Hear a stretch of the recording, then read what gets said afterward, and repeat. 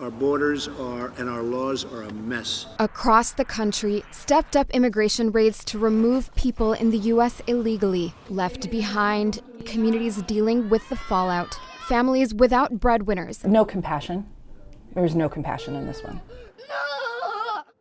An operation in northern Kentucky last December resulted in 22 people being detained, including Edgar Perez Ramirez. Immigration and Customs Enforcement agents were looking for another man in his apartment building.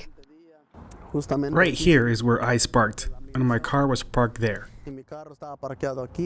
President Donald Trump frequently talks about deporting gang members and criminals, but more than 26,000 of the 80,000 people ICE arrested from October to March of this year had no criminal convictions. And so what this really has done is basically unshackle ICE and allow them to go after anyone they might run across. The Trump administration's increasing crackdown of immigrants based on legal status has found support in this conservative state. If you come in the wrong way and bad things happen, I don't think you can expect a different outcome. But the Kentucky raid shows the lingering effects on a community. Volunteer groups and churches distributed grocery money for families for weeks. Gracias. Now, we don't know what's going to happen in the future because, we're still dealing with 4 or 5 families that really don't have the person who's a breadwinner. Rick Vaughn says his warehouse lost about 30 workers after one arrest and has taken months to get back on track. Many of them, through the temp agencies, full-time, were legal, but they know that they can be arrested anyway, so they, what we call self-terminated, they never return to work.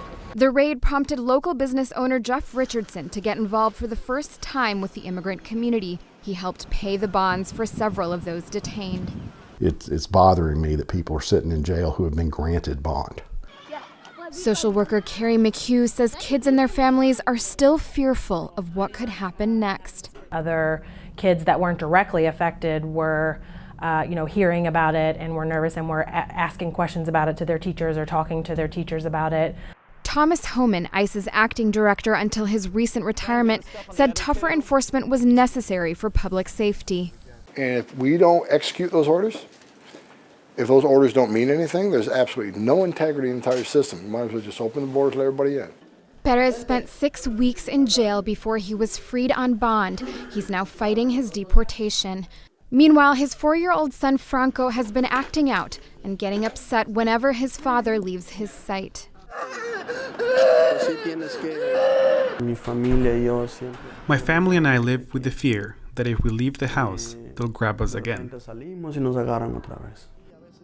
One of the many impacts from one operation reaching far beyond those initially targeted.